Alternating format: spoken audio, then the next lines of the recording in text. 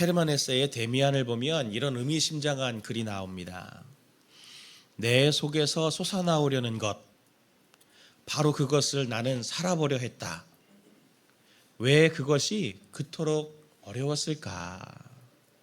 굉장히 철학적인 질문이지만 자기 자신 안에 있는 이 욕구대로 이렇게 직면하는 이런 모습들이 얼마나 힘들고 또 그게 참 쉽지 않은 도전인가라는 여러 가지 생각들을 하게 하는 글입니다. 그런데 이런 글들도 있지만 이글은 몰라도 사람들이 참 자기 자신을 이렇게 사랑하는 것을 우리는 잘 알고 있지 않습니까?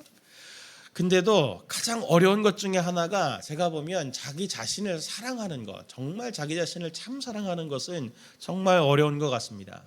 모든 사람이 자기 자신을 위해서 살고 자기 자신을 그토록 지독하게 사랑하는 자기애가 넘치는 삶을 그렇게 살면서도 그렇게 살면 살수록 왜 그렇게 스스로가 망가져가고 망가져가는 길로 접어들어가면서 이렇게 틀어지는 인생의 모습을 우리 주변에서 너무나 많이 볼 수 있지 않습니까?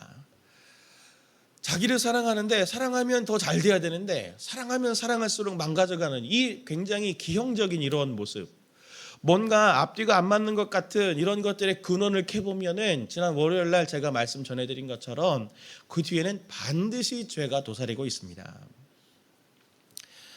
지난 고난주간, 이번 고난주간 저녁 부흥의 주제를 또 오늘도 설교 제목을 그리스도는 진실로 우리를 위하신다 이렇게 제가 잡았는데, 이 말은 제가 어디서 따왔냐면 청교도 사상가 중에 하나인 마크 존스 교수님이 쓴 책에서 제가 가지고 온 거예요. 그 교수님의 글 중에 이런 말이 있습니다. 우리는 이 점을 늘 기억해야 된다. 그리스도는 진실로 우리를 위하신다. 그런데 그분이 그리하시는 것은 우리가 그저 외관상의 죄인이기 때문이 아니다. 우리가 정말 그러한 자들이기 때문이다. 우리가 정말 죄인이기 때문에 주님께서 우리를 진실로 위하신다. 이걸 알았으면 좋겠다. 강조하고 있는 거예요. 이 글을 볼 때 제가 이 말씀이 생각이 나더라고요. 오늘 말씀이죠. 11절 말씀. 여호와여 주의 손이 높이 들릴지라도 그들이 보지 아니하오나 백성을 위하시는 주의 열성을 보면 부끄러워할 것이라. 불이 주의 대적들을 사르리이다.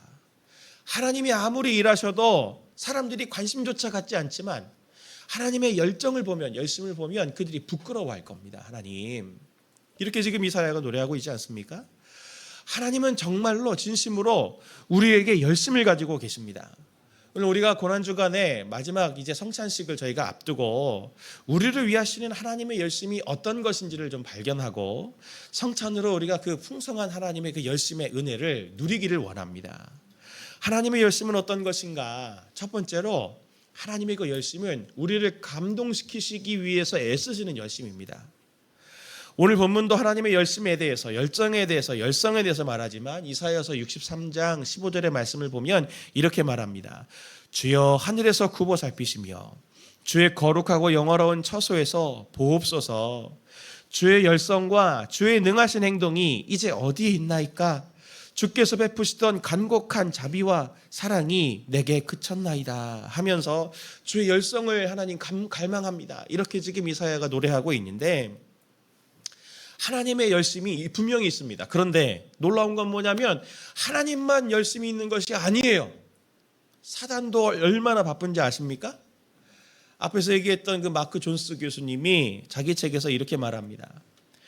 부활하신 그리스도께서 사탄을 물리치셨지만 사탄과 그의 천사들은 여전히 이 세상에서 상당한 영향력을 행사하고 있다.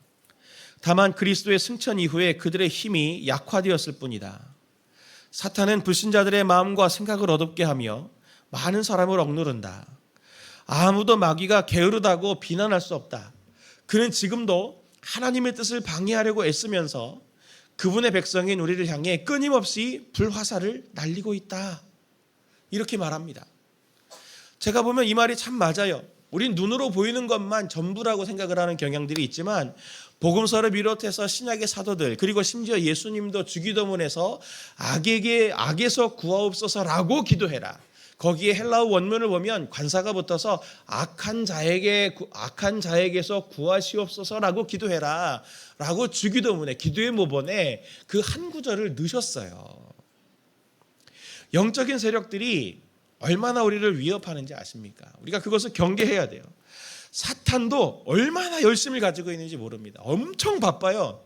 성도님들 바쁜지 아셨죠? 재미가 없네요. 이제 한번 생각해 보십시오.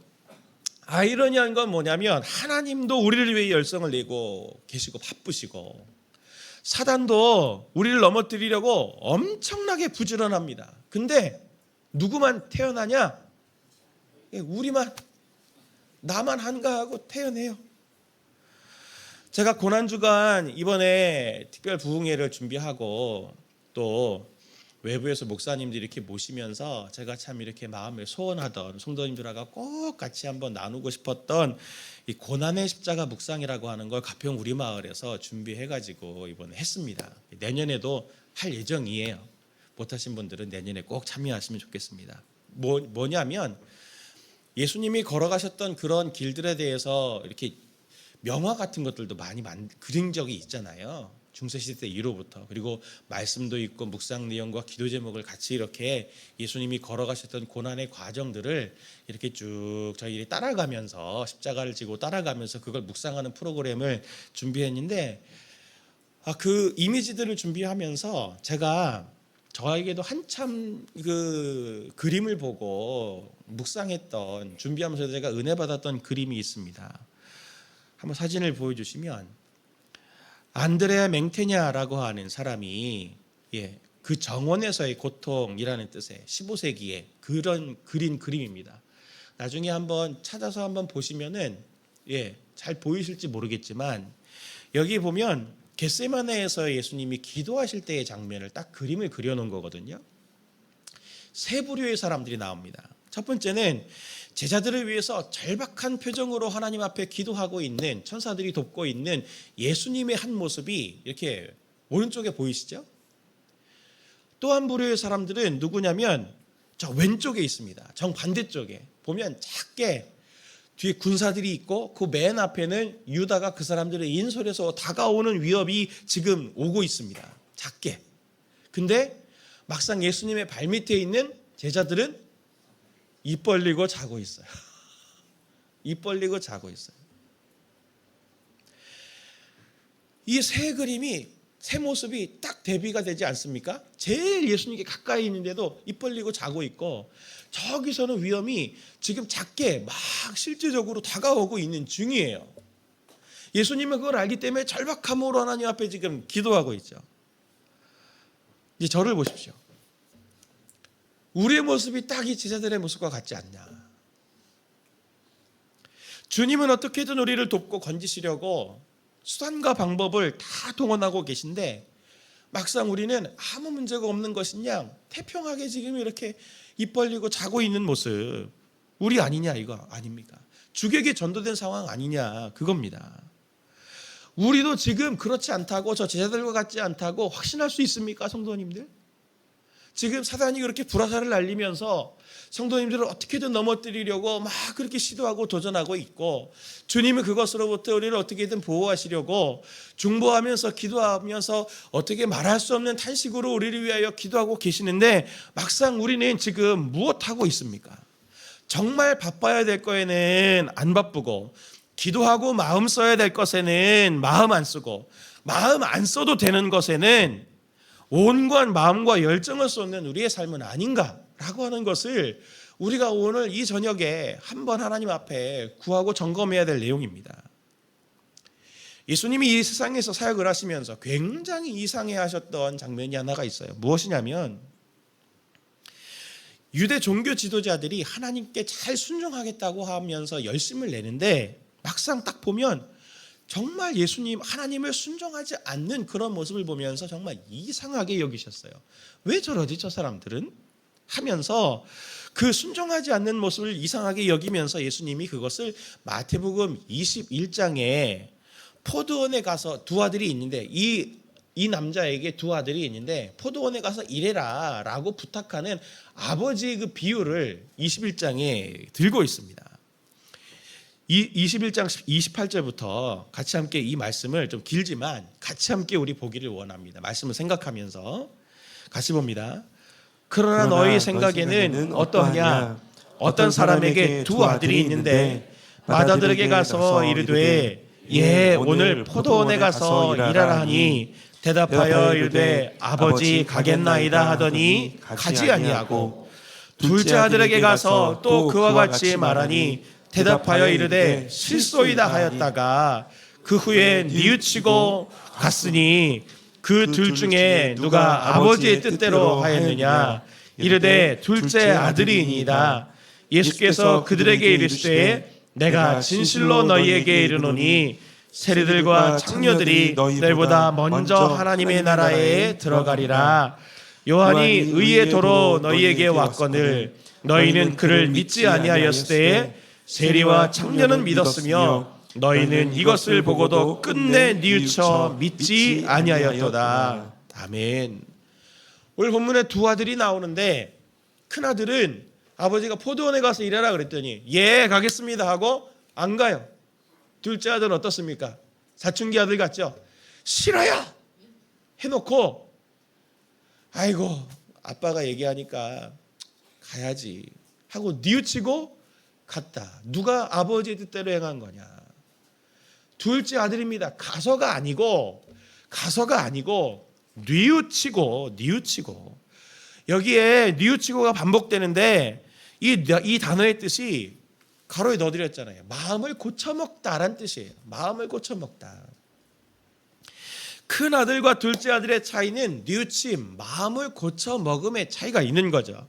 그것이 바로 아버지의 뜻대로 하는 것이고 그것이 바로 믿는 것이라고 설명이 말합니다. 우리는 회개를 단순히 죄를 고백하고 용서를 받는 것 그걸 회개라고 생각하지만 주님은 그렇게 말씀하지 않으시죠. 아버지 때문에 그 관계 때문에 마음을 고쳐먹고 뉘우치는 거 너무 싫어서 안 가요 라고 말하다가도 아버지에게 미안해서 뉘우치고 가는 그것이 그 관계 안에서 근본적인 감정과 마음과 의지의 변화 그것이 바로 하나님의 뜻대로 하는 것이고 믿는 것이고 회개다라고 하는 것을 주님은 분명히 얘기합니다. 우리에게 진정한 회개가 없는 것은 순종은 겉의 모습은 있지만 왜 뉘우침이 없다고 하냐면 이 관계와 하나님에 대한 이 마음이 없는 거예요. 돌이킴이 없는 거죠. 감정이 없는 거예요. 그냥 로봇 같은 거죠. 주님은 둘째 아들 같은 우리가 되길 바랐습니다. 둘째 아들 같이 되길 바랐어요. 그래야 아버지의 열심이 있는 만큼 우리도 그 아버지의 열심을 보면 나도 거기에 부응해서 하나님께 대한 열정을 가지고 내 자신에 대해서 열심을 가지고 내 자신의 거룩함과 온전함을 향한 분투를 할 수 있게 되는 겁니다. 우리가 아버지의 마음, 우리를 향한 열심을 주님은 알아주기를 바라세요. 정말 알아주기를 바라세요. 그 하나님의 열심은 그래서 우리를 끊임없이 감동시키시려고 합니다. 이게 기독교가 가지는 다른 종교와의 가장 큰 차이점이에요. 그분은 우리를 인격으로 여기시고 그분의 사랑을 우리에게 계속 한없이 부어서 그분에게 감복되어 가지고 우리가 어쩔 수 없어서 아이고 주님이 이렇게까지 사랑하시는구나. 내가 이 정도 받았으면 이젠 내가 돌이켜야지 하는 그 마음이 생길 때까지 끊임없이 우리에게 사랑을 부어주셔서 감복될 때까지 기다리시는 분이 바로 우리 아버지십니다. 예수님은 십자가 고난을 바로 앞두고 성찬을 하시면서 우리에게 이렇게 말씀하셨잖아요. 마태복음 26장 26절 그들이 먹을 때에 예수께서 떡을 가지사 축복하시고 떼어 제자들에게 주시며 이르시되 받아서 먹으라 이것은 내 몸이니라 하시고 할 때 원문으로 보면요 이 말씀이 굉장히 섬찟합니다. 무엇 때문이냐면 저게 떼어라고 제가 색깔을 칠해놨잖아요. 저게 무슨 뜻이냐면 뜯어내다라는 뜻이에요. 뜯어내다. 뭘 뜯어내는 거예요? 자기 살을 뜯어내는 거예요.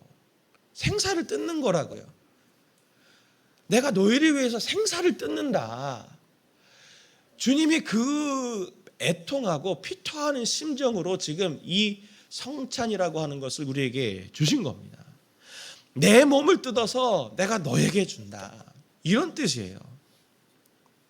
자신의 살을 뜯어내서라도 내가 너를 사랑한다라고 하는 것을 증명하고 싶으셨던 것이 바로 십자가입니다. 주님은 이토록 우리의 사랑을 얻고자 몸부림치시는 분이에요. 지금도 우리의 마음을 얻고자 주님은 쉬지 않으십니다. 사랑하는 성도님들, 자녀들 중에, 가족들 중에 하나님을 믿었으면 좋겠는데, 복음을 믿었으면 좋겠는데 믿지 않는 분들 때문에 마음이 아프신 분들이 있다면 성경 말씀을 알게 해주세요 라고 하는 그 기도도 좋은 기도지만, 오늘 말씀드렸던 것처럼 하나님, 제 아들이, 제 딸이, 제 남편과 제 아내가 그 하나님의 열정에 감동되는 둘째 아들 같이 되기를 원합니다. 그렇게 기도하시기를 바랍니다. 하나님의 열심은 어떤 것인가? 두 번째로, 하나님의 열심은 구원과 회복을 위한 열심입니다. 죄가 무엇이길래 하나님은 그토록 죄 해결에 이렇게 집요하신가? 히브리서 12장 1절은 이렇게 말합니다. 같이 함께 읽어봅니다. 이러므로 우리에게 구름같이 둘러싼 허다한 증인들이 있으니 모든 무거운 것과 얽매이기 쉬운 죄를 벗어버리고 인내로써 우리 앞에 당한 경주를 하며. 아멘. 죄의 특징에 대해서 두 가지를 말해요. 무거운, 방해된다는 뜻입니다. 무거우니까 방해가 될 거잖아요. 걸림돌이 된다. 죄가 있으면 걸림돌이 돼요. 그리고 죄가 있으면 얽매이기 쉬운 거예요. 이게 얽매인다는 뜻이 뭐냐면 통제를 받다는 거예요. 누구누구에게 통제를 받는 거죠. 억제되는 거죠. 그래서 매인다는 거죠. 죄는 이러한 성격을 가졌습니다. 죄가 있으면 반드시 걸림돌이 되고, 죄가 있으면 반드시 노예가 돼서 부자유하게 되는 거예요. 그래서 죄는 실질적으로 우리를 방해하고 얽매게 합니다. 그래서 오늘 말씀인 이사야서 26장 13절을 보면 이렇게 말하죠. 여호와 우리 하나님이시여, 주 외에 다른 주들이 우리를 관할하여 싸우나 우리는 주만 의지하고 주의 이름을 부르리이다. 참된 주인이 아니라 다른 주인들이 우리를 주인 노릇하고 있으니까 우리를 착취하고 이용해 먹는 거예요. 그러니 고통이 따라오는 거죠. 이사야는 그래서 주님께서 베푸시는 구원, 참된 주인이신 주님이 우리에게 베푸시는 일이 뭔가라고 하는 것을 12절에 앞에 얘기하는데 이렇게 말합니다. 여호와여, 주께서 우리를 위하여 평강을 베푸시리오리니 주께서 우리의 모든 일도 우리를 위하여 이루심이니이다. 하나님은 정말 우리를 위하시는 분입니다. 우리에게 진정한 자유, 진정한 평강, 회복, 그것을 원하세요. 하나님이 우리에게 바라시는 것은 바로 이거 한 가지입니다. 고난주간을 지나면서 또 성도님들이 평소에 하나님이 우리에게 바라시는 것은 죄로 인해서 슬퍼하고 낙담하고 눈물 흘리며 회개하는 거, 그거 원하시는 게 아니에요. 그건 과정이에요.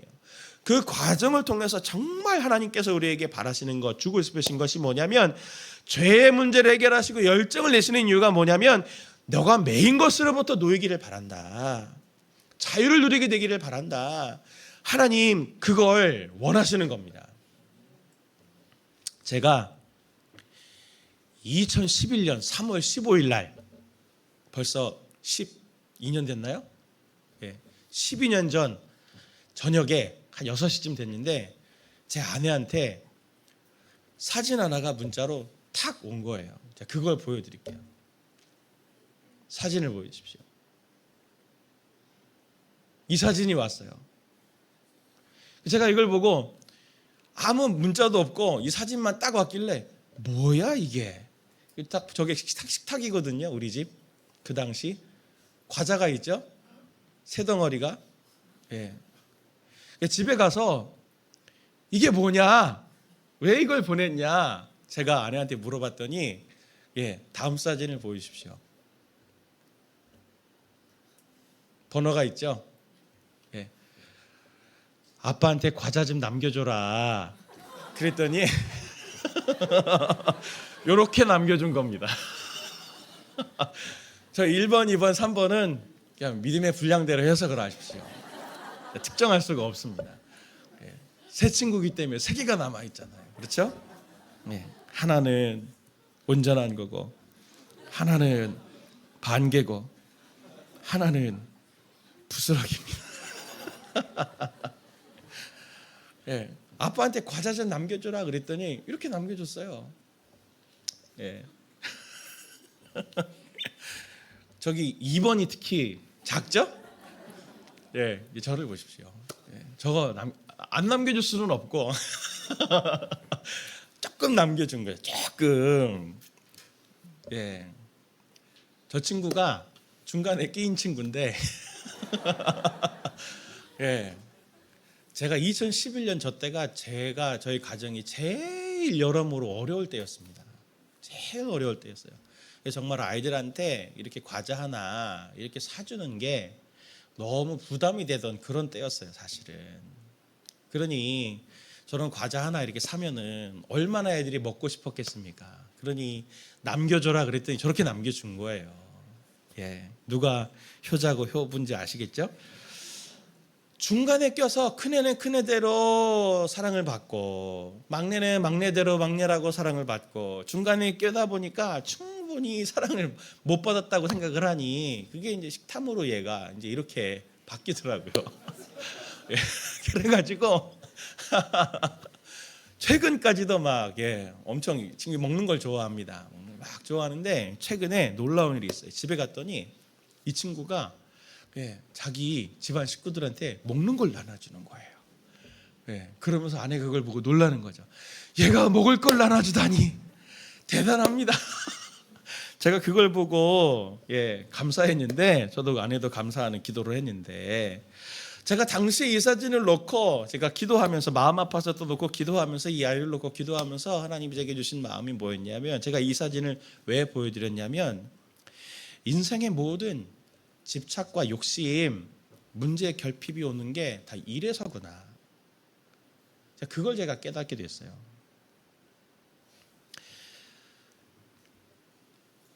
지금은 이제 그때보다는 훨씬 잘 사니까 그리고 먹을 걸 충분히 많이 먹게 되니까 배가 부르니 나눠줄 마음이 생기는 거죠. 나눠줄 마음이 생기는 거예요. 우리나라 속담에도 그런 게 있잖아요. 곳간에서 인심 난다고 배가 부르면 나눠주게 되는 거죠. 근데 내 배가 고프면은 다 챙기고 싶은 거죠. 축적하고 우리가 그렇지 않습니까?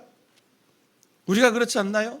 우리가 너무 영적으로 너무나 물질적으로 정서적으로 관계적으로 그리고 사회적으로 배고프고 가난하고 불만족스러운 것들이 너무 많으니까 그 배고픔이 우리의 스스로의 일상에 함몰되게 만들고 경쟁적이 되고 사랑하지 못하게 만들고 질투하게 하고 사람들과 비교하고 집착하고 두려워하게도 하고 불안하게도 하고 하는 일들이 그렇게 많이 일어나는 거 아닌가요? 그런 걸 보면은 우리가 다 히딩크 같아요. 히딩크 아시죠? 히딩크가 유명한 명언을 남겼잖아요. I'm still hungry. 나는 아직도 배고프다.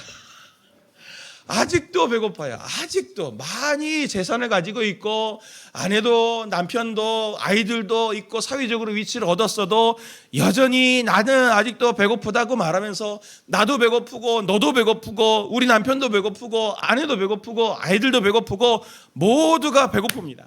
아무리 많은 것을 먹고 많은 것을 소유하고 누려도 여전히 내 삶에는 만족이 없죠. 그래서 배고파하고 거기에 매여 있습니다. 우리의 이 배고픔을 아시는 주님께서 그래서 이렇게 말씀하신 거죠. 이사야서 55장 1절부터 2절 말씀 보면 오호라 너희 모든 목마른 자들아 물로 나오라 돈 없는 자도 오라 너희는 와서 사 먹되 돈 없이 값 없이 와서 포도주와 젖을 사라 너희가 어찌하여 양식이 하는 것을 위하여 은을 달아주며 배부르게 하지 못할 것을 위하여 수고하느냐 내게 듣고 들을지어다 그리하면 너희가 좋은 것을 먹을 것이며 너희 자신들이 기름진 것으로 즐거움을 얻으리라. 우리가 이 성금요일에 성찬식을 하는 이유가 여기 있는 겁니다. 주님께서 이 십자가를 앞두시고 식사로 배부름을 주시고 그 배부름을 먹여서 언약으로 삼고 그것을 기념하게 하시는 이유가 여기 있는 거예요. 네가 세상에서 아무리 많은 걸 얻고 소유해도 너의 그 배고픔은 채워지지 않는다. 너의 그 배고픔을 채우는 것은 나를 먹어야 되는 거야. 내가 너에게 그 배부름을 주는 거야. 나를 먹지 않으면 내 배고픔은 해결이 안 돼. 나를 먹고 너는 모든 매인 것에서 자유했으면 좋겠다. 주님은 우리에게 그것을 말씀하시는 거예요.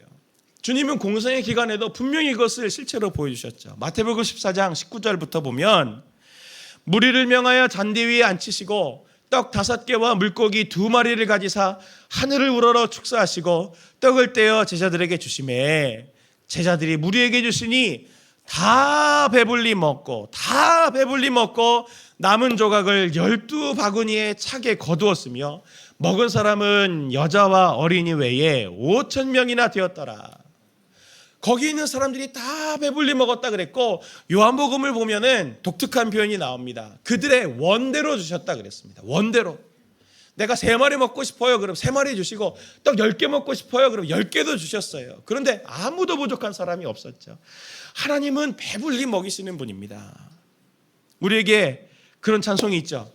괴로울 때 주님의 얼굴 보라. 아시죠? 그 찬양을 이제 부르실 땐 이렇게 부르세요. 배고플 때 주님의 얼굴 보라. 그 괴로움의 문제 뒤에는 분명히 예수 그리스도를 먹어야 되는 지점들이 있는 겁니다. 하나님은 우리에게 만족을 주시는 생명의 떡이 되세요. 하나님의 열심은 우리의 결핍이 채워지도록 애쓰시는, 참 자유를 주시는, 만족을 주시는 하나님이십니다. 이사야서 62장 1절 나는 시온의 의가 빛같이 예루살렘의 구원이 횃불같이 나타나도록 시온을 위하여 잠잠하지 아니하며 예루살렘을 위하여 쉬지 아니할 것인즉 하면서 주님은 우리에게 만족을 주시기 위해서, 우리에게 쉼을 주시기 위해서 우리에게 쉬지 않으시고 지금도 일하시는 하나님이시다, 열정적으로 일하시는 하나님이시다라고 하는 걸 선명히 이야기하고 있습니다. 오늘 우리가 이 성찬식을 맞이하고 함께 참여하게 될 때 성도님들은 오늘 내게 무엇이 배고픈 영역인지를 떠올리고 그것을 먹으시기 바랍니다. 하나님, 제가 괴롭습니다. 배고픕니다. 오늘 이 떡을 먹을 때 참된 만족을, 배부름을 허락하여 주옵소서. 그 간구로 나아가는 성도님들 되시기를 바랍니다. 마지막, 하나님의 열심의 성격이 어떤 것인가? 죄의 죽음을 위해서 열심을 내신 하나님이십니다. 오늘 본문의 열성으로 번역한 이 카나라고 하는 히브리 단어는 질투, 열심 이런 단어로도 다르게 번역이 되어 있습니다. 우리 질투 그러면 하나님은 질투하시는 하나님이신즉 이런 표현할 때 그게 바로 열심, 이 열성이라고 하는 카나를 쓰는 건데, 우리 질투 그러면 부정적인 의미지만 성경에서의 질투는 그런 부정적인 의미는 없습니다. 어떤 뜻이냐면 이 질투는 이런 뜻이에요. 누군가에 의해서 자신이 누려야 될 권리를 침해당했거나 또는 상대에 의해서 내 명예가 실추가 돼가지고 상처, 피해를 받았을 때 쓰는 단어예요. 상처받았어요. 다른 사람들에게. 권리가 침해당했어요. 그래서 나타나는 감정이 바로 이 질투, 열심인 거죠. 그래서 하나님과 이스라엘의 관계를 대표적으로 부부 관계로 설명하는 이유가 바로 여기 있는 겁니다. 남편과 아내는 서로 결혼이라고 하는 서약을, 언약을 바탕으로 해서 서로에게 충실하기로 약속을 한 거잖아요. 근데 그 약속이 깨지면 엄청난 상처와 함께 엄청난 분 같은 분노가 일어나지 않습니까? 하나님도 마찬가지예요. 이사야서 26장 11절의 말씀을 보면 여호와여 주의 손이 높이 들릴지라도 그들이 보지 아니하오나 백성을 위하시는 주의 열성을 보면 부끄러워할 것이라. 불이 주의 대적들을 사르리이다 하면서 질투하시는 하나님이라고 하는 것을 오늘 본문은 이야기합니다. 왜 질투하시냐면 우리가 잘 알듯이 우리의 죄가 어떻게 시작이 된 겁니까? 아담의 원죄 때문인데 그 원죄가 뱀이 아담과 하와를 유혹했죠. 어떻게 유혹했습니까? 창세기 3장 5절 말씀을 같이 함께 보기를 원합니다. 너희가 그것을 먹는 날에는 너희 눈이 밝아져 하나님과 같이 되어 선악을 알 줄 하나님이 아심이니라. ESV 성경을 보면은 너가 하나님 하나님 같이 될 것을 하나님이 아셨기 때문에 못하게 하신 거야. 하나님은 네가 하나님처럼 되는 걸 싫어하시는 분이야라고 하는 뉘앙스를 유혹으로 아담에게 준 거죠. 아담과 하와는 모든 걸 할 수 있었지만 딱 하나 선악을 알게 하는 나무의 열매를 먹을 수가 없었습니다. 그게 틈이 돼서 너는 전능한 존재가 못된 거야. 그걸 따먹어서 너는 이제 하나님처럼 전능한 존재가 돼야 된다. 그 마음을 심어준 거죠. 하나님과 인간 사이를 경쟁 관계로 만든 거예요. 그래서 내가 하나님을 극복해 보겠어 하는 마음을 인간이 갖고 선악을 알게 한 나무를 먹게 된 거죠. 이 원죄의 특징, 하나님과 인간 사이를 이렇게 이간질하는, 이게 사단이 가지고 있는 굉장히 중요한 주특기 중에 하나입니다. 많은 성도님들에게도 오늘 이 원죄의 특징이 그대로 녹아져 있는 걸 제가 종종 보는데, 저에게도 보는데, 많은 성도님들이 하나님께 대해서 가지고 있는 오해 중에 하나가 뭡니까? 하나님은 하나님을 위하시지 나를 위하시지는 않아. 하나님이 먼저지지. 우리가 그의 나라와 그의 일을 구하라. 그리하면 이 모든 것을 너희에게 더하시리라. 유명한 말씀 아시죠? 왜 조건을 붙여? 그냥 좋은 아버지시면 다 주시지. 꼭 이렇게 먼저 조건을 앞에 붙이신다니까.